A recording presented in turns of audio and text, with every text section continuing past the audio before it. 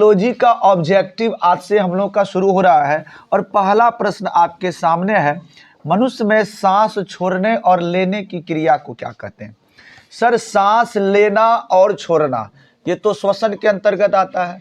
अब श्वसन में भी दो बातें आती है, एक होता है श्वासोच्छ्वास और एक होता है सर उच्छ्वास। उच्छ्वास इसमें केवल क्या होता है, सांस को छोड़ना। लेकिन जब आप सांस को लेते हैं अर्थात गैस को ग्रहण करते हैं और छोड़ते हैं तो उसमें श्वासों और उच्छ्वास दोनों मिला हुआ रहता है। तो मनुष्य में सांस छोड़ने और लेने की क्रिया को श्वसन कहेंगे और इसी का दूसरा नाम क्या हो सकता है, श्वासों उच्छ्वास, जो कि ऑप्शन नंबर सी में दिया हुआ है। अगर यहाँ श्वसन भी रहता तो ऑप्शन क्या होता, श्वसन। अगला प्रश्न, पाइरूवेट के विखंडन से कार्बन डाइऑक्साइड जल और ऊर्जा देता है। जब उसका विखंडन होगा तो CO2 मिलेगा, फिर जल मिलेगा H2O और ऊर्जा के रूप में देगा क्या, ग्लूकोज। ठीक है, तो सर ये हमारे बॉडी में होता कहाँ है? माइटोकॉन्ड्रिया में होता है, राइबोसोम में होता है, गोल्जी कॉय में होता है, इनमें से कोई नहीं। तो आप सबों को पता है कि हमारे शरीर में ऊर्जा का जो संचय होता है, संग्रह होता है, वो होता है माइटोकॉन्ड्रिया। तो इसका सही आंसर क्या होगा, ऑप्शन नंबर ए, माइटोकॉन्ड्रिया। अगला प्रश्न,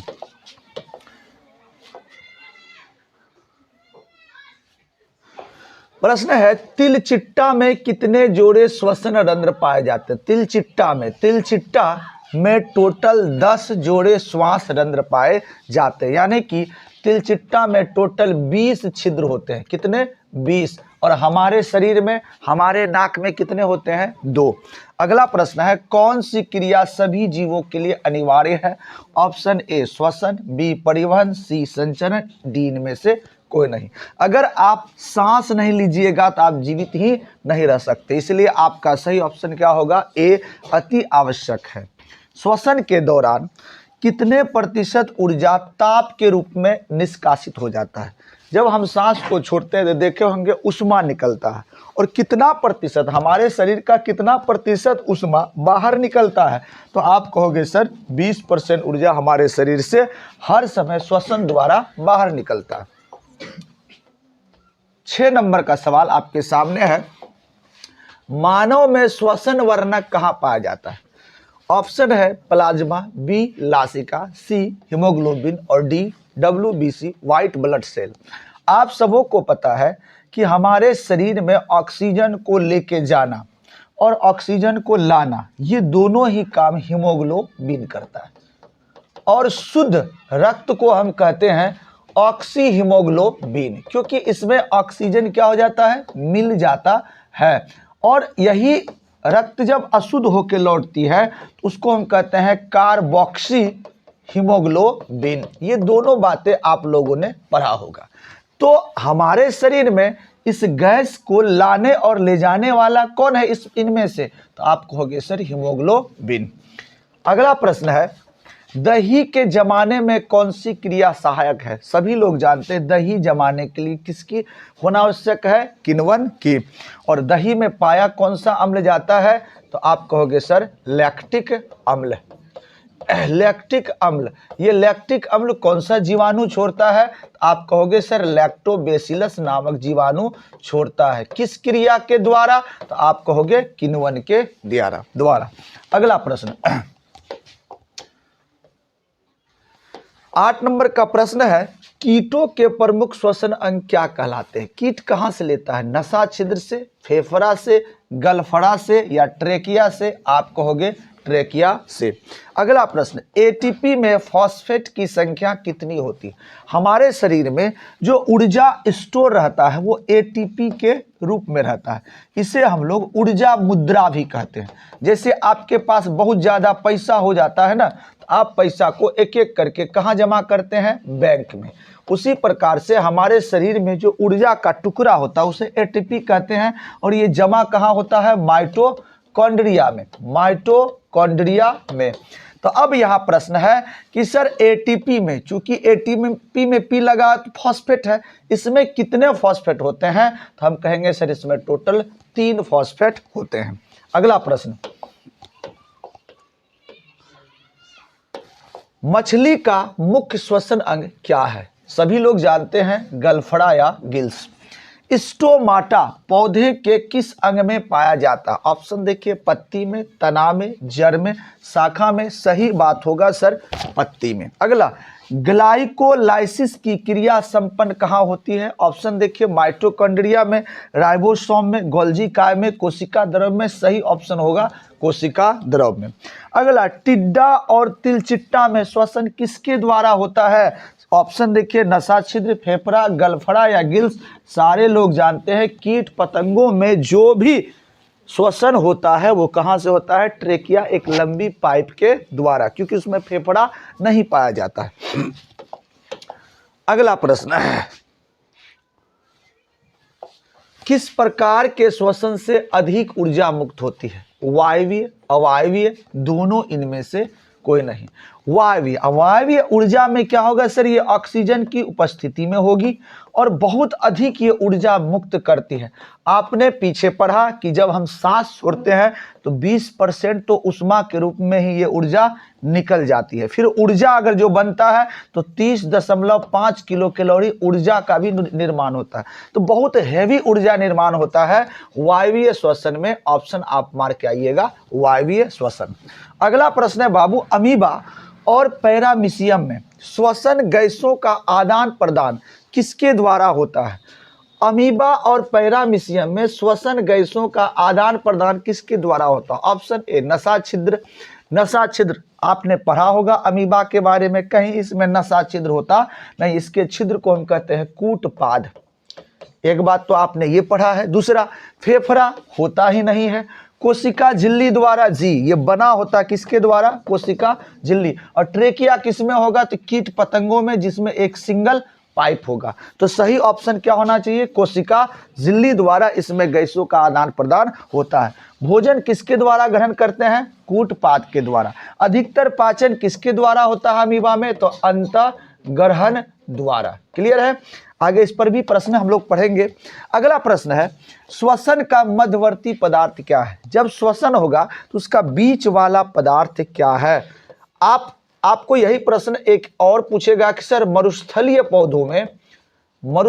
पौधों में मध्यवर्ती पदार्थ क्या है? यहां पर अगर आप ऑप्शन देखो तो एक है सर ऑक्जेलिक अम्ल, पायरोविक अम्ल, एसिटिक अम्ल, और इनमें से कोई नहीं। मरुस्थलीय पौधों को छोड़कर जहां पर भी श्वसन होगा उसका मध्यवर्ती पदार्थ का नाम होगा पायरोविक अम्ल। लेकिन यही पौधा मरुस्थलीय हो जाए तो वहां पर बीच का जो अम्ल होगा, बीच का मध्यवर्ती जो पदार्थ होगा उसका नाम हो जाएगा मैलिक अम्ल। एक तरह का ही पौधा है, अगर वो अलग अलग जगहों में पाया जाता है तो दोनों का मध्यवर्ती पदार्थ अलग अलग होगा। इस बात को आप समझ लेंगे, जान लेंगे। अगला प्रश्न 17, ग्लूकोज को पाइरूवेट में बदलने का कार्य कोशिका के किस भाग में होता है? ऑप्शन है नसा छिद्र, फेफड़ा, कोशिका द्रव, ट्रेकिया। ऑप्शन होगा सर कोशिका द्रव में। अगला है, कार्बन डाइऑक्साइड का उत्सर्जन किसके द्वारा? हम मानव जंतु कार्बन डाइऑक्साइड का उत्सर्जन करते हैं, जबकि पेड़ पौधा ऑक्सीजन का उत्सर्जन करता है। तो कार्बन डाइऑक्साइड का उत्सर्जन करने वाले जंतुओं में क्या पाया जाता है? नसा छिद्र नहीं पाया जाता है। गलफड़ा ये तो पानी में रहने वाले। ट्रेकिया कीट पतंगों में। हम लोगों में क्या पाया जाता है? तो फेफड़ा। ऑप्शन क्या होगा सर? फेफड़ा, जिसके द्वारा हम CO2 का क्या करते हैं? उत्सर्जन। अगला प्रश्न आपके सामने है, ग्लूकोज के एक संपूर्ण ऑक्सीकरण में कितना ऊर्जा मुक्त होता है? जब एक ग्लूकोज का पूरा ऑक्सीकरण हो जाएगा तो ये हमारे बॉडी में, शरीर में कितना ऊर्जा हमें देगा? आपका सही ऑप्शन होगा सर 2830 किलो जूल ऊर्जा हमें प्राप्त होगी। अगला प्रश्न है 20 नंबर, ग्लूकोज के एक अणु के किण्वन से कितना ऊर्जा मुक्त होता है? अगर ग्लूकोज का एक अणु का किण्वन हो, किण्वन मतलब टूट जाना, अगर पूरा ग्लूकोज का किण्वन, तो आपने पढ़ा 2830, यदि एक अणु का किण्वन हो तो कितना होगा, तो आप कहोगे सर 35 किलो कैलोरी। अगला प्रश्न,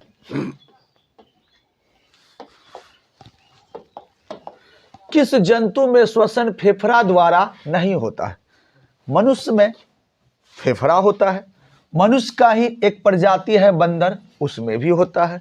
इनमें से सभी तो होगा ही नहीं। ऑप्शन क्या होगा? कछुआ। कछुआ में फेफड़ा नहीं होता। स्टोमेटा के खुलने और बंद होने की क्रिया कौन नियंत्रित करती है? ऑप्शन देखिए, कोशिका, द्वार कोशिका, रक्तवाहिनी, इनमें से कोई नहीं। कहीं पर भी अगर कोई चीज, कोई दरवाजा आपका खुलेगा या बंद होगा, तो सर ये दरवाजा मेन खुलना बंद होना वो कहां पर होता है? द्वार में, जिसको आप कहते हैं दरवाजा। और आपको ऑप्शन में दिख रहा होगा कहीं ना कहीं द्वार, एक है कोशिका और दूसरा है कोशिका द्वार। तो बंद होना खुलना वो कहां होगा? द्वार कोशिका में। अगला प्रश्न है, मानव में ट्रेकिया की लंबाई कितनी? ये जो ट्रेकिया हमारा है इसकी लंबाई कितनी है? सर इसकी लंबाई 11 सेंटीमीटर है। अगला प्रश्न है, रंध्र का खुलना और बंद होना किस पर निर्भर करता है? सर रंध्र पाया किस में जाता है? तो रंध्र पाए जाते हैं पत्तियों में। छोटे छोटे छिद्र होते हैं पत्तियों में, जहां से वाष्प का उत्सर्जन होता है। वाष्प के उत्सर्जन होने की क्रिया को विसरण कहते हैं। ये बात भी आप सीख लीजिए। अब ये जो रंध्र होते हैं छोटे छोटे, जिससे वाष्प उत्सर्जन होगा, अर्थात इसका छिद्र खुलेगा और बंद होगा कैसे? क्योंकि यहीं से आपका ऑक्सीजन बाहर निकलेगा और यहीं से कार्बन डाइऑक्साइड अंदर आएगा, और ये कार्बन डाइऑक्साइड का आना, ऑक्सीजन का बाहर जाना श्वसन कहलाएगा। किनका? पादप का। और पादप में श्वसन तभी होगा जब पादप में प्रकाश संश्लेषण की प्रक्रिया होगी। तो सर ये कब खुलेगा और बंद होगा? तो आप कहोगे प्रकाश संश्लेषण पर। अगला प्रश्न, पौधों में किस क्रिया द्वारा ऑक्सीजन बाहरी वातावरण से कोशिकाओं में पहुंचता है? अभी आपने पढ़ा पत्तियां ऑक्सीजन CO2 को ग्रहण करता है और ऑक्सीजन कहां जाता है? बाहर। ये क्रिया को क्या कहते हैं? इस क्रिया को हम कहते हैं क्या?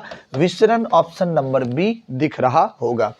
पाइरूवेट का ऑक्सीकरण कहां होता है?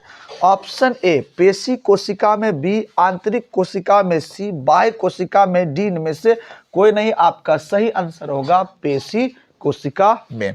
अगला प्रश्न,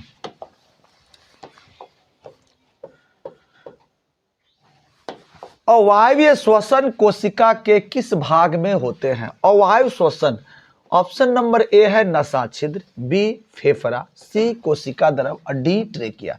ट्रेकिया, फेफड़ा और नसा छिद्र जो छेद होता है, इन सभी में वायवीय श्वसन होगा। कोशिका द्रव यहां पर होगा आपका अवायवीय श्वसन।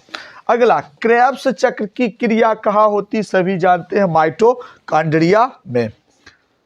अगला प्रश्न है बाबू,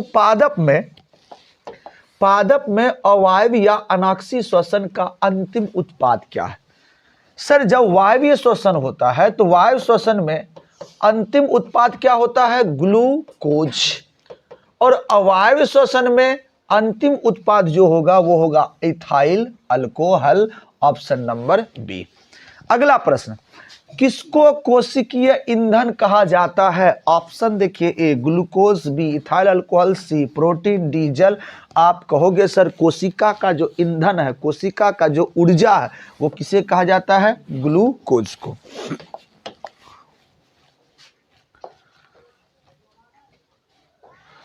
श्वसन क्रिया में खाद्य पदार्थों का क्या होता है? ऑप्शन ए विसरण, बी प्रासरण, सी परिवर्तन, डी इनमें से कोई नहीं।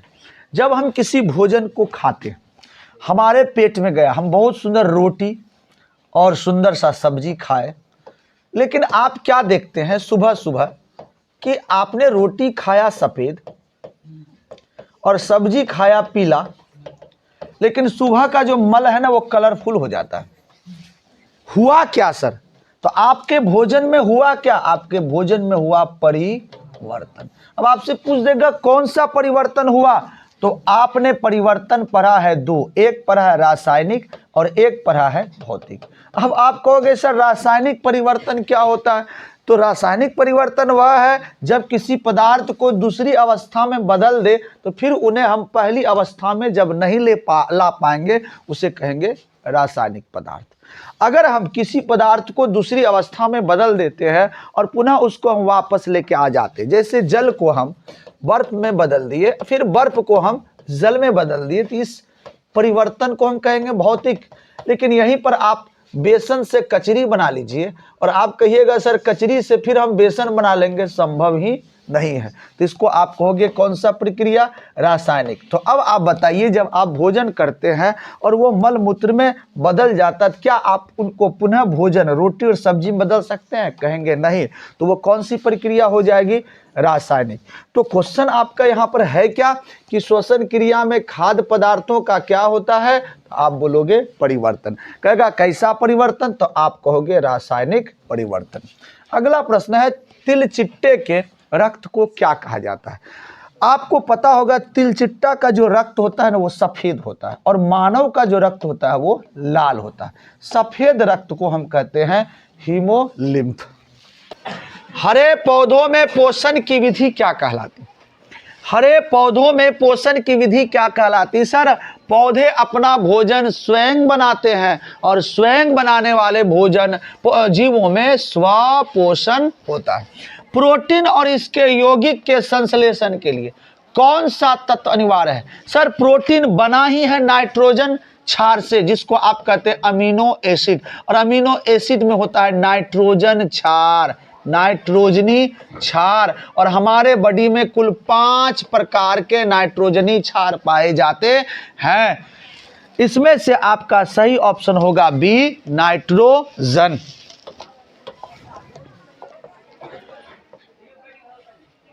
79 नंबर आपका प्रश्न है, पादप परजीवी किसे कहा जाता है? सर पौधा भी है और उसमें स्वपोषण नहीं होगा, पौधा भी है और वो अपना भोजन स्वयं नहीं बनाएगा। वो कौन है सर? वो है अमर बेल। आप देखेंगे पतला पतला, थोड़ा सा भी तोड़ के किसी वृक्ष के ऊपर डाल देंगे, पूरा वृक्ष के ऊपर वो फैल जाता है, अपना भोजन ये स्वयं नहीं बनाता।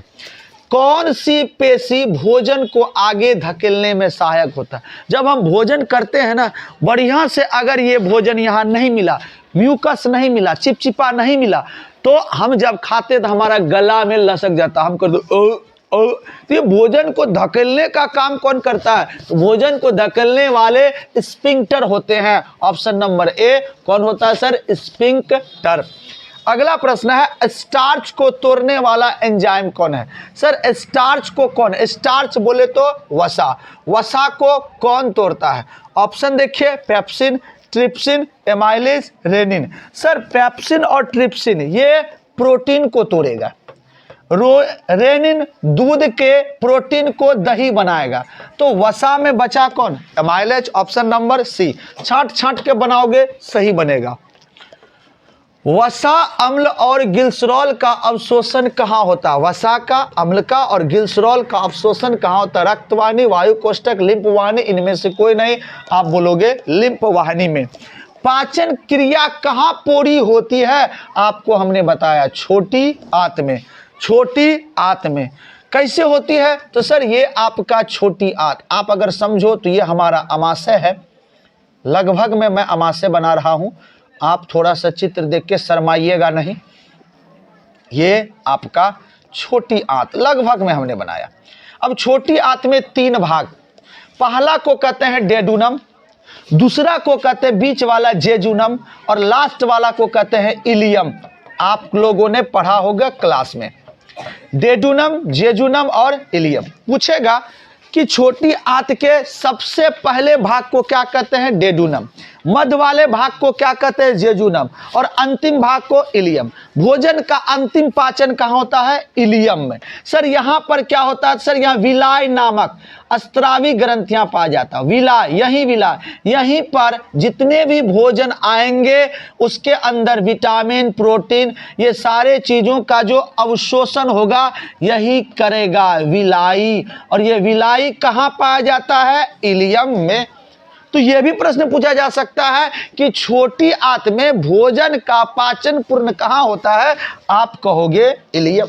छोटी आंत कितने भागों में बटा होता है, 3, डेडुनम, जेजुनम और इलियम। बहुत सारे प्रश्न यहां से निकलेंगे, आपको मैं सारा बात बता दिया।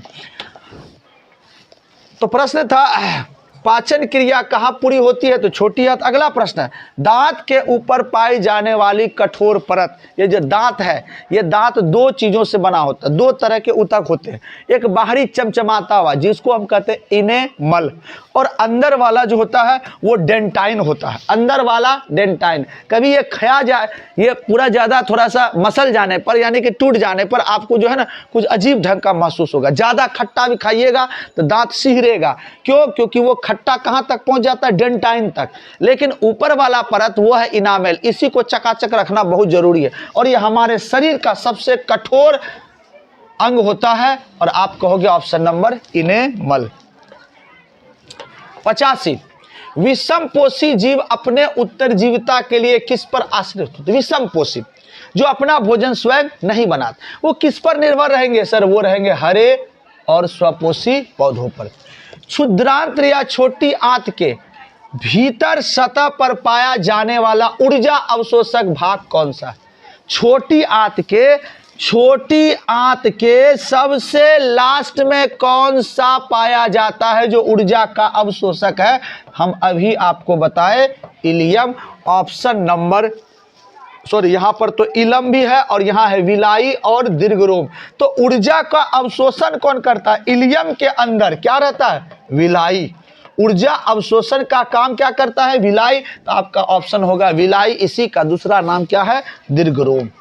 अगला प्रश्न, वे पौधे जिनका पोषण सड़ी गली चीजों पर आश्रित रहती क्या कहलाते हैं? मृत जीवी। जठर ग्रंथियां कहां पाई जाती? जठर ग्रंथियां जिससे गैस्ट्रिक निकलता है। बहुत ही सुंदर प्रश्न। ये हमारा आमाशय है बाबू, बोले तो बाहर से बोले तो हमारा पेट, अंदर से आमाशय। ये वाला भाग पहला भाग कार्डियक कहता है, ठीक है। ये लास्ट वाला भाग है और यहां पर एक ग्रंथि पाई जाती है जहां से इस ग्रंथि को कहते हैं गैस्ट्रिक ग्रंथि। कौन सा ग्रंथि? गैस्ट्रिक ग्रंथि। गैस्ट्रिक बोले तो हिंदी में जठर, और गैस्ट्रिक ग्रंथि से गैस्ट्रिक रस निकलता है जिसको कहते हैं जठर रस। अगर आप भोजन करते हैं तेलीय भोजन और गैस्ट्रिक रस आपके भोजन में नहीं मिलाना तो ये भोजन बाहर, ये रस जो है बाहर निकल जाएगी। ये चाहता है भोजन में मिलना, अगर आप मिलने नहीं दोगे ना तो ये बाहर निकलेगा। अब कहोगे सर मिलने कैसे नहीं दोगे? तो आप तेलीय भोजन करोगे, ज़्यादा तेल वाला भोजन करोगे तो तेल के अंदर वो घुसेगा ही नहीं। जब नहीं घुसेगा ना आपके पेट में गैस होगा, कहोगे एसिडिटी हो गया, गैस्ट्रिक, और 5-5 मिनट में आपका जो पिछवाड़ा से फुसफुस निकलेगा। और किसके कारण? गैस्ट्रिक रस के कारण, जठर रस के कारण। तो प्रश्न ये है सर ये पाया कहां जाता है? तो ये पाया जाता है आमाशय में। ऑप्शन नंबर आमाशय। ऑप्शन नंबर आपको कहीं दिख रहा होगा सर ए, आमाशय। अगला प्रश्न, किस रंग के प्रकाश में प्रकाश संश्लेषण की क्रिया सबसे अधिक? ज्यादा धूप होगा तो ज्यादा प्रकाश संश्लेषण होगा। और आप देखेंगे जब बहुत ज्यादा धूप होता है ना तो प्रकाश का जो कलर होता है ना वो लाल हो जाता है। देखेंगे लोहा जब खूब गर्म होगा ना तो वो क्या हो जाता है? लाल। उसी तरह प्रकाश में ज्यादा ताप तभी होगा जब प्रकाश क्या होगा? लाल। तो सबसे ज्यादा प्रकाश संश्लेषण किस प्रकाश में होगी? तो लाल। अगला प्रश्न, एक वयस्क मनुष्य में कितने दांत होते हैं? 32 दांत। अगला प्रश्न, मनुष्य के आहार नाल की लंबाई कितनी होती है? जो आहार नाल है यहाँ से शुरू हुआ और बड़ी आंत में खत्म होता है, उसकी लंबाई कितनी होती है सर? 8 से 10 मीटर। वसा को वसा अम्ल और ग्लिसरॉल में कौन बदलता है? Option A lipase, B trypsin, C amylase, D rennin. आप कहोगे ट्रिप्सिन, सॉरी, वसा को बदलता है लाइपेज और प्रोटीन को ट्रिप्सिन।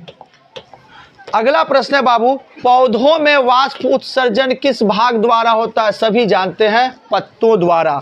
पौधों में गैसों के आदान प्रदान किसके द्वारा? तो पत्तियों में जो छोटे छोटे रंध्र पाए जाते हैं, छिद्र। पौधों में श्वसन क्रिया के अंतर्गत एटीपी के टूटने से कितने ऊर्जा मुक्त होती है? 20 kilojoule, 15 kilojoule, 30 kilojoule और 30.5 किलो जूल प्रति mole. Option number D 30.5 kilojoule प्रति मोल। 96 नंबर का सवाल है, ऊर्जा मुद्रा के रूप में कौन जाना जाता? शुरू में ही बोले थे सर, एटीपी। हृदय से रक्त को संपूर्ण शरीर में पंप किसके द्वारा किया जाता है? आपको मैंने ये भी बताया था कि पंप जो करने का काम होता है वो करते हैं भैया बायां निलय, बायां निलय। और आपका सही ऑप्शन होगा सर निलय द्वारा, ऑप्शन नंबर ए। पहले बायां फिर दायां, नीचे से ही पंप होता है, ऑप्शन नंबर ए। बहुत जल्द इसका सेकेंड पार्ट लेकर आएंगे, तब तक के लिए धन्यवाद। किस प्रक्रम द्वारा O2, ये सर O2 है और ये है आपका CO2 का विनिमय होता है? विनिमय किस प्रक्रिया द्वारा होता है? ऑक्सीजन का जाना, कार्बन डाइऑक्साइड का आना, तो आप पढ़ चुके हैं, विसरण के द्वारा। अगला, निश्वास द्वारा निकली वायु में क्या रहती है? निश्वास द्वारा निकली वायु में क्या रहती? जब हम श्वास को छोड़ते हैं तो उस श्वास में होती क्या है? आप सबों को पता है कि सर उसमें होता क्या है? Carbon dioxide, CO2। अगला, मनुष्य में कितनी जोड़ी पसलियां होती है? छाती, सीना में जो फेफड़ा को सुरक्षित रखता है वो हड्डियां, कितना है बाबू? इस प्रकार से अगर जोड़ा जाए, देखे होंगे पिक्चर में, फोटो में, आप लोग भी अपना गिन सकते हैं। इसकी संख्या होती है 24 और इसको अगर जोड़ा में बोले तो कितनी जोड़ी? 12 जोड़ी आपकी पसलियां होती है सीने में, और आप ऑप्शन में मारोगे सर 12। 37 नंबर, बड़ा ही सुंदर सवाल है, ब्यूटीफुल सवाल है। श्वसन क्रिया में किस गैस को ग्रहण किया जाता है? कौन सा गैस हम ग्रहण करते हैं? सीधा बोलोगे ऑक्सीजन। रक्षी कोशिका कहाँ पाई जाती है? सर रक्षी कोशिका पत्तियों में पाई जाती है। अगला प्रश्न 39, वह कौन सा प्रक्रम है जिसके द्वारा शरीर में ऊर्जा का उत्पादन होता है? किस प्रक्रिया द्वारा शरीर में ऊर्जा का उत्पादन होता है? विसरण, परासरण, परिवर्तन और श्वसन? श्वसन के द्वारा। सांस लेंगे तो ऑक्सीजन आएगा और ऑक्सीजन की उपस्थिति में हमारे अंदर, हमारे शरीर में रासायनिक क्रियाएं होंगी जिसमें ग्लूकोज तैयार होगा और यही ग्लूकोज को हम कहेंगे हमारा ऊर्जा का स्रोत। अगला प्रश्न है, वाष्पो उत्सर्जन कैसी अभिक्रिया? वाष्प उत्सर्जन मतलब हम वाष्प को छोड़े। सर वाष्प क्या है? गैस। और इसमें होता क्या है? जल के कण। जैसे आप हाथ में अगर बहुत ज़्यादा छोड़िएगा, उसके बाद इसको ठंडा करेंगे तो आप देखेंगे ये पानी जैसा बन जाएगा। फिर इस पानी को हम क्या बना सकते हैं? वाष्प। तो सर किसी को हम पानी में बदल दिए, फिर पानी को फिर गैस में बदल दिया, अर्थात द्रव को गैस में और गैस को द्रव में बदल सकते, तभी बताए थे। वैसी क्रिया को कौन सी क्रिया कहते हैं? भौतिक रासायनिक क्रिया, भौतिक अभिक्रिया कहते हैं, ऑप्शन नंबर बी। अगला प्रश्न है 41, अवायवीय या अनॉक्सी श्वसन में कुल कितने एटीपी बनते? कितने एटीपी बनते? तो आप कहोगे सर 2 एटीपी बनते हैं। और प्रत्येक एटीपी में कितने फॉस्फोरस होते हैं, सॉरी फॉस्फेट होते हैं? तो आप कहोगे 3। अगला, मनुष्य का मुख्य श्वसन अंग कौन सा है? ऑप्शन है सर त्वचा, फेफड़ा, कोशिका द्रव, डी ट्रेकिया। तो आप कहोगे मनुष्य का प्रमुख श्वसन तंत्र क्या है? फेफड़ा। आपका नाक खूब सुंदर है, मुंह खूब सुंदर है, ये गला भी खूब सुंदर है, फेफड़ा ही अंदर से खत्म हो जाए तो आप सांस नहीं ले पाइएगा। अगला प्रश्न,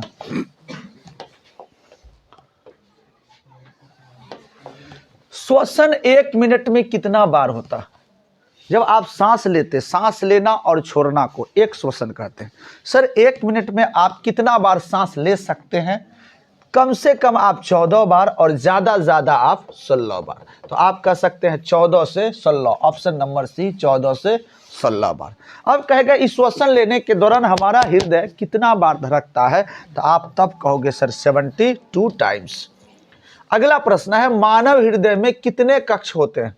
आप मानव हृदय को बनाए होंगे, लगभग इसी तरह का दिल होता है, इस तरह से आपने बनाया होगा और बीच में इस तरह से आया होगा। इसमें 4 भाग होता था। एक आप पढ़ते थे दाया आलिंद, आप ऊपर वाले भाग को आलिंद कहते थे।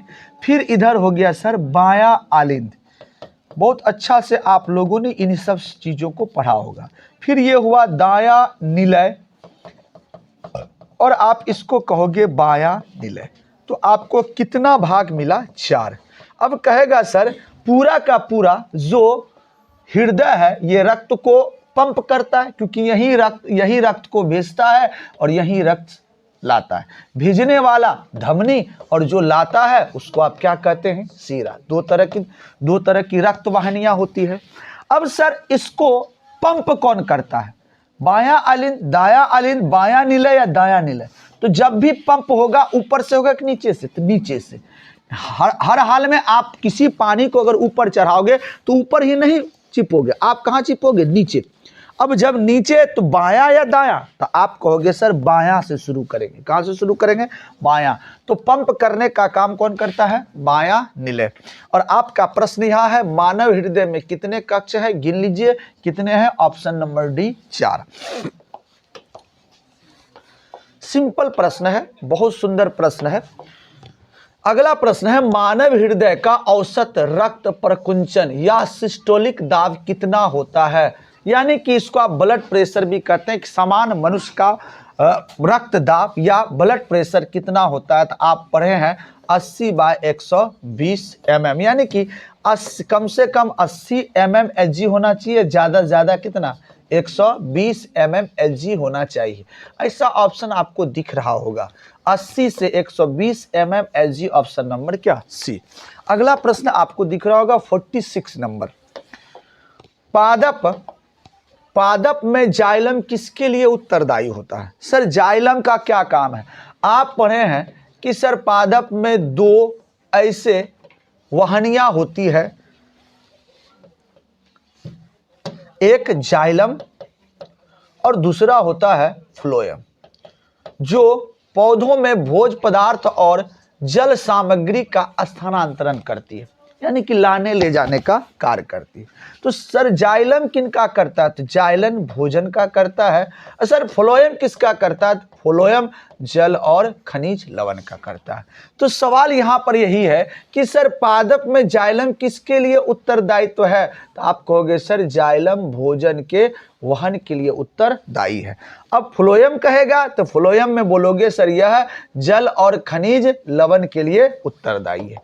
अगला प्रश्न, खुला परिसंचरण तंत्र किसमें पाया जाता है? सारे लोग जानते हैं कॉकरोच में। पादप में फ्लोएम किसके लिए उत्तरदायी होता है? आ गया वही प्रश्न, आप बोलोगे जल एवं खनिज लवण के वहन के लिए। अगला प्रश्न है 49, एक कोशिकीय शैवाल में जल का परिवहन किसके द्वारा होता है? एक कोशिका वाले, ध्यान दीजिएगा, अब तक आप जो चीज पढ़ रहे थे उसमें बहु कोशिका वाली बात थी, यानी कि एक कोशिका उसमें नहीं थी, बहुत सारी कोशिका थी। यहां पर जल का, गैस का परिवहन जो होता था उस प्रक्रिया को हम कहते थे विसरण।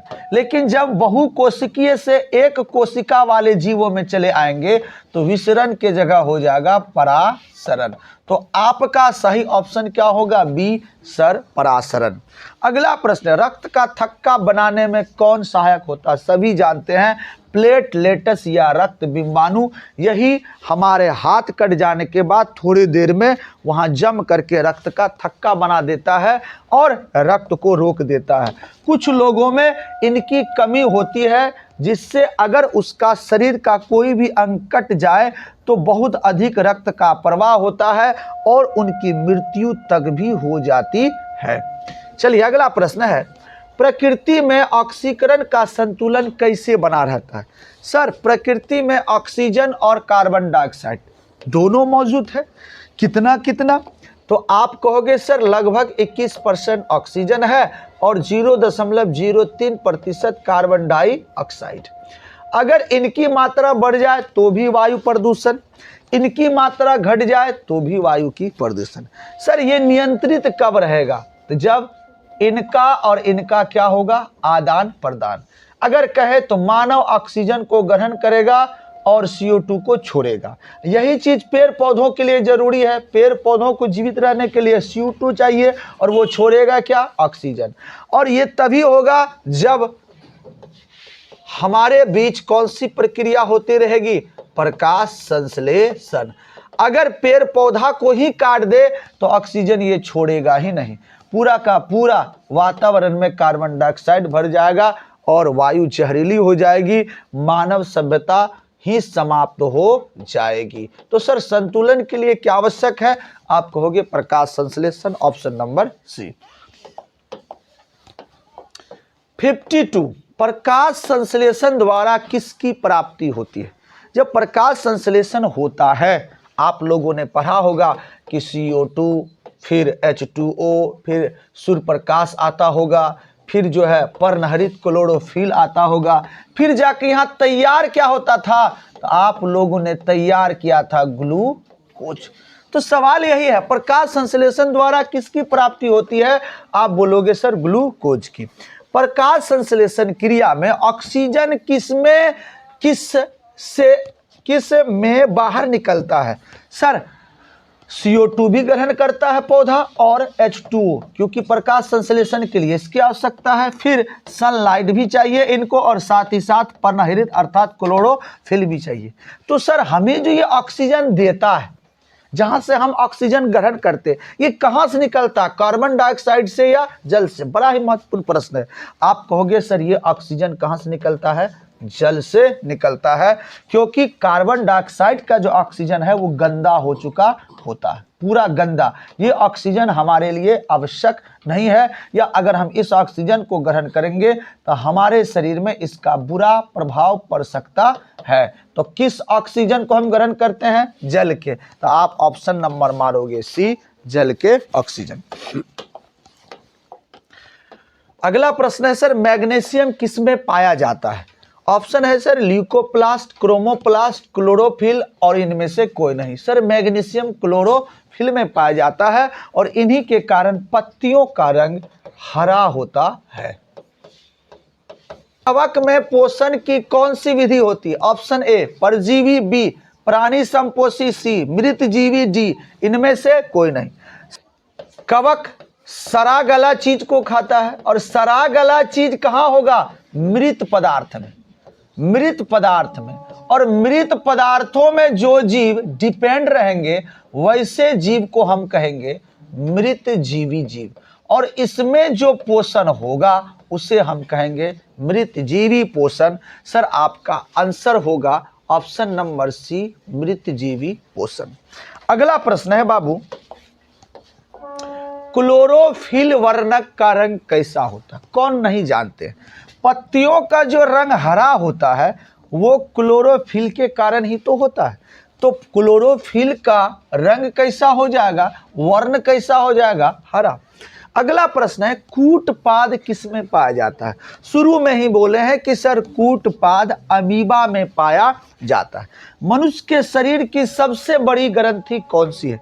आप सबों को पता है मनुष्य के शरीर की सबसे जो बड़ी ग्रंथि है ना, वो है बउआ यकृत। इस प्रकार का ऊपर में कलेजी होता है जिसको आप कलेजी कहते हो, इसी को कहते हैं यकृत। ये शरीर का सबसे बड़ा ग्रंथि होता है और यहां से निकलता है बाबू पित्त। ठीक है, अगला प्रश्न, तो इसका सही ऑप्शन क्या होगा? सी यकृत। 59 आहार नाल का सबसे लंबा भाग कौन सा होता है? आहार नाल, जो हमारा आहार नाल मुख से शुरू होता है और बड़ी आंत तक वो जाता है, इनमें से सबसे बड़ा भाग किसका होता है? तो आप देखोगे जब आप अमाशय में घुसोगे पेट के अंदर, ये आपका ग्रास नली है, फिर यहाँ पर आपका ये हो गया यकृत, और इसके नीचे से पाइप आता है और ये आपका अमाशय होता है सर। इसके बाद नीचे जब आते हैं तो यहाँ पर आप देखिएगा आपका बहुत सारा पाइप होगा, बहुत सारा इस प्रकार से। इसके बाद साइड में आपका हो जाता है ये मोटा मोटा करके, इनको आप कहते हो बड़ी आंत। कौन आंत? बड़ी आंत। सर ये जो बड़ी आंत है, ये जो छोटी आंत है, ये अमाशय, ये यकृत में जो सबसे लंबा होता है वो सबसे लंबा होता है छोटी आंत। अगर आपसे प्रश्न पूछ रहा है कि शरीर में आहार नाल का यहां से लेके बड़ी आंत तक में सबसे बड़ा भाग किसका होता है, तो आप कहोगे किसका? छोटी आंत का। ऑप्शन नंबर बी, छोटी आंत। अगला प्रश्न है बाबू, अमीबा अपना भोजन कैसे पकड़ता है? ऑप्शन ए दांत द्वारा, बी मुंह द्वारा, सी हाथ द्वारा, डी कूटपाद के द्वारा। कौन सा एंजाइम वसा पर क्रिया करता है? अब कहानी एंजाइम की आ गई सर। एंजाइम की बात आएगी तो वसा पर क्रिया करने वाला एंजाइम कौन सा? Option A amylase, B ptyalin, C lipase. आप बोलोगे लाइपेज। पित्त रस कहां से स्रावित होता है? अभी बताए सर, यकृत से। यकृत से एकमात्र रस निकलता है जिसको हम कहते हैं पित्त रस, और ये कहां जमा होता है? हरा जैसा थैली होता है जिसको हम कहते हैं पित्ताशय। अगला प्रश्न है, अमीबा का अधिकांश पोषण, अमीबा में अधिकांश पोषण कैसे होता है? ए पाचन द्वारा, बी श्वसन द्वारा, सी अंतर ग्रहण द्वारा, डी इनमें से कोई नहीं। सर अमीबा ग्रहण करता है कूटपाद द्वारा, और उसमें पाचन जो होता है वो अंतर ग्रहण द्वारा होता है। अगला, मनुष्य में पाचन क्रिया कहाँ से प्रारंभ होती है? तो मनुष्य का जो पाचन तंत्र का पहला भाग है वो हमारा मुंह है, तो हम कहेंगे सर मनुष्य में पाचन की क्रिया मुख से प्रारंभ होती है। अगला प्रश्न है, लार में कौन सा एंजाइम पाया जाता? बहुत ही सुंदर सा प्रश्न है सर। लार जब हम पढ़े थे, ये लार, हमारा पाचन शुरुआत लार से ही होता है, और ये लार में 3 ग्रंथियां पाई जाती है। कितनी ग्रंथि बाबू? 3। और ये 3 ग्रंथियां 4 प्रकार के एंजाइम छोड़ते हैं। 4 प्रकार के एंजाइम, एकदम इसको याद कर लेना। पहला एंजाइम का नाम होगा लाइसोजाइम, दूसरा एंजाइम का नाम होगा सर डायस्टेज, तीसरा का नाम होगा टाइलिन, चौथा का नाम होगा म्यूकस। ये 4 तरह के एंजाइम हमारे लार से निकलते हैं। लाइसोजाइम का काम क्या है कि हमारे भोजन में जो जीवाणु चले जाते हैं उनको मारना, इसीलिए इसे जीवाणुनाशी कहते हैं। जीवाणुनाशी इसी का नाम। डायस्टेज और टाइलिन का काम है मंड, चोकर, मंड या चोकर, जिसको आप कहते हो कार्बोहाइड्रेट। क्या कहते हैं सर? कार्बोहाइड्रेट। इनका पाचन जो करता है वो डायस्टेज और टाइलिन। और म्यूकस क्या होता है? यह भोजन को चिपचिपा बनाता है। तो प्रश्न यही है कि सर लार में कौन सा एंजाइम पाया जाता है? पेप्सिन चारों में से कहीं नहीं है, ट्रिप्सिन कहीं भी नहीं, एमाइलेज या टाइलिन है सर। एमाइलेज या टाइलिन, टाइलिन का ही दूसरा नाम क्या है? एमाइलेज। ऑप्शन नंबर सी आप मार के आओगे। इनमें से कुछ भी दे सकता है। अगला प्रश्न, अमाशय, अमाशय में कौन सा अम्ल स्रावित होता है? अमाशय हमारा पेट। आप लोगों ने क्लास में पढ़ा, अमाशय में 3 भाग होते हैं, 1 भाग, 2 भाग और ये तीसरा भाग। ये जो पहला भाग होता है यहीं पर पाया जाता है एक अम्ल जिसका नाम है HCl, हाइड्रोक्लोरिक अम्ल। ऑप्शन नंबर मारोगे आप सी।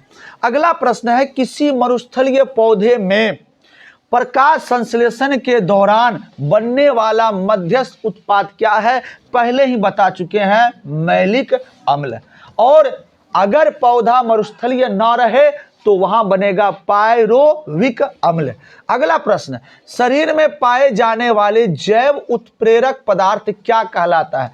हमारे शरीर में रासायनिक प्रक्रिया के लिए जिस उत्प्रेरक पदार्थ की आवश्यकता होती है उसे हम कहते हैं एंजाइम। 67 नंबर का सवाल बहुत सुंदर सवाल है। अमीबा में भोजन का पाचन किस अंग द्वारा होता है? अमीबा भोजन ग्रहण करता है किसके द्वारा? कूटपाद के द्वारा। जिस प्रक्रिया द्वारा भोजन होता है उसे कहते हैं अंतर ग्रहण, और जिस माध्यम में होता है उसे क्या कहेंगे? तो सर कहेंगे भोजन रसधानी। ये वही अंग है जहां भोजन का पाचन होगा। जो प्रक्रिया होगी उसका नाम होगा अंतर ग्रहण, और जब ये भोजन पकड़ेगा जिस अंग द्वारा तो उसका नाम होगा कूटपाद। यहां से 3 प्रश्न बनेंगे, आप आसानी से जवाब दे सकते हैं। अगला प्रश्न, अमाशय में भोजन का पाचन किस माध्यम में होता है? सर आप सबों को पता है ये हमारा अमाशय सुंदर सा पेट, यहीं पर तो हम लोग जो है कुंटल का कुंटल अनाज भरते हैं और अपना जीवन काल समाप्त होने तक ना जाने कितना चीज इसके द्वारा निकला होगा। सर यहाँ का माध्यम क्या होता है? तो यहाँ HCl अम्ल होता है, तो कहेंगे सर यहाँ का माध्यम होगा अम्लीय। सर यहाँ किसका पाचन होता है? तो आप कहोगे सर यहाँ प्रोटीन का पाचन होता है। सर प्रोटीन को ये किस में बदलता है? तो हम बोलेंगे सर प्रोटीन को ये पेप्टोन में बदलता है। अब जब ये प्रोटीन यहाँ आगे जाएगा तो बाबू यहाँ पर आपका यकृत पाया जाता है, और यकृत छोड़ता है पित्त रस, और जब पित्तरस इसमें आता है तो इधर से अग्नाशय 3 तरह के एंजाइम को छोड़ते हैं। वहां अग्नाशय एक एंजाइम छोड़ता है जिसका नाम होता है ट्रिप्सिन। अब ये ट्रिप्सिन जो पेप्टोन है, प्रोटीन से क्या बना? पेप्टोन, और पेप्टोन को ये बना देता है पेप्टाइड। क्या बना देता है बउआ? पेप्टाइड। एकदम बड़ा कंफ्यूजन वाली चीज है। सारे चीजों का पाचन हो जाएगा लेकिन प्रोटीन का पाचन सबसे लास्ट में होगा, और वो होगा सर छोटी आंत में। इसीलिए आप पढ़े होंगे या आपसे प्रश्न पूछा जाएगा कि मानव में पाचन पूर्ण कहाँ होता है? तो आप कहोगे सर छोटी आंत का। आप कहोगे क्या सर सब कुछ का? नहीं, बहुत सारे चीजों का पाचन ऊपर में ही हो जाता है। एक प्रोटीन ही है जिसका अंततः पाचन होता है, इसलिए जहां समाप्त होगा उसी को ना आप पूर्ण कहेंगे। तो पूर्ण कहाँ होगा? छोटी आंत में। तो सबसे पहले प्रोटीन का पाचन कहाँ हुआ? अमाशय में, पेट में। इसने प्रोटीन को क्या बनाया? पेप्टोन। फिर इसके बाद ट्रिप्सिन इसको क्या बनाएगा? पेप्टाइड। फिर आगे चल के पेप्टाइड बन जाएगा अमीनो एसिड में, और अमीनो एसिड ग्रहण कर लेगा कौन? ग्रहण करेगा छोटी आंत। आगे इस पर भी प्रश्न है। तो सवाल आपका है सर अमाशय में भोजन का पाचन किस माध्यम में होता है? तो ऑप्शन होगा सर अम्लीय माध्यम। अगला प्रश्न है, मनुष्य में प्रोटीन का पाचन कहां से शुरू होता है? प्रोटीन का पाचन हमने अभी बताया सर, प्रोटीन का पाचन कहां से शुरू होता है? अमाशय से। सबसे पहली बार यहां प्रोटीन को पेप्टोन में बदला जाता है, तो ऑप्शन नंबर डी होगा अमाशय से। अगला प्रश्न है बाबू, अम्ल माध्यम में प्रोटीन का पाचक एंजाइम कौन है? जो अम्ल माध्यम पेट जो है सर अमाशय में जो पेप्टोन में इसको बदलता है उस एंजाइम का नाम क्या है? उस एंजाइम का नाम क्या? ऑप्शन देखिए, pepsin, trypsin, C amylase, D इनमें से कोई नहीं। तो सर अमाशय में प्रोटीन को पेप्टोन में बदलने वाले एंजाइम का नाम है पेप्सिन। फिर पेप्टोन को पेप्टाइड में बदलने वाले का नाम हो जाएगा क्या? ट्रिप्सिन। अगला प्रश्न, अमीबा क्या है? सर अमीबा प्राणी संभोजी जीव है। अगला प्रश्न, दूध के प्रोटीन को कौन पचाता है? आप क्लास में पढ़े होंगे कि हम लोग जब दूध खाते हैं तो सर ये दूध हमारे शरीर में दही में कन्वर्ट होता है, और जब तक ये दही नहीं बनेगा ना हमारा पाचन होने वाला नहीं। इसमें लैक्टोज पाया जाता है, और इसी लैक्टोज से बनता है लैक्टिक अम्ल, और यही लैक्टिक अम्ल कन्वर्ट हो जाता किसमें? दही में। और आप सबों को पता है दही में कौन सा अम्ल पाया जाता है? बच्चों में ये बहुत ज्यादा होता है, इसलिए बच्चा अगर दूध पीता है, अगर तुरंत में उल्टी होता है तो देखिएगा उसका उल्टी क्या निकलेगा? दही वाला। बूढ़ों में ये अम्ल बहुत, ये एंजाइम बहुत कम पाया जाता है, जिसके कारण बूढ़ों में दूध पचता ही नहीं है। इसलिए बूढ़ा को कहते हैं डायरेक्ट क्या खाइए? दही खाइए, खूब मोटाइए। तो प्रश्न है बाबू, दूध के प्रोटीन को कौन पचाता है? तो सर दूध के प्रोटीन को पचाने वाले एंजाइम का नाम है रेनिन। 73, यकृत से कौन सा रस निकलता है? सर यकृत से कौन? अभी आपको हमने पढ़ाया सर, यकृत से निकलता है पित्त रस। और पित्त रस होता कैसा है? अम्ल या क्षार? तो पित्त रस होता है बाबू क्षारीय, बहुत तीखा होता है। कितना पीएच मान होता है? 8। अगर आप कहोगे सर अमाशय में क्या होता है? तो अमाशय में होता है अम्लीय। कौन सा अम्ल पाया जाता है? HCl। इसका पीएच मान कितना होता है? तो आप बोलोगे 2। तो सर ऑप्शन डी पित्त, पीएच मान कितना होगा? 8। अगला प्रश्न, किसका उपयोग कोशिका द्वारा ऊर्जा उत्पादन के लिए किया जाता है? Option A fructose, B glucose, C maltose, D इनमें से कोई नहीं। सर ऊर्जा उत्पादन के लिए किसका उपयोग करेंगे? ग्लूकोज का। ग्रहणी किसका भाग है? ग्रहणी किसका भाग है? छोटी आंत, बड़ी आंत, अमाशय या अग्नाशय? ग्रहणी छोटी आंत का प्रमुख भाग है। अगला प्रश्न, प्रकाश संश्लेषण प्रक्रिया में सूर्य की ऊर्जा को ग्रहण करके उसे किस में बदला जाता है? सूर्य ऊर्जा को किस में बदलेंगे? भौतिक ऊर्जा में, जल विद्युत ऊर्जा में, नाभिक ऊर्जा में, रासायनिक ऊर्जा में। आपका सही ऑप्शन होगा रासायनिक ऊर्जा।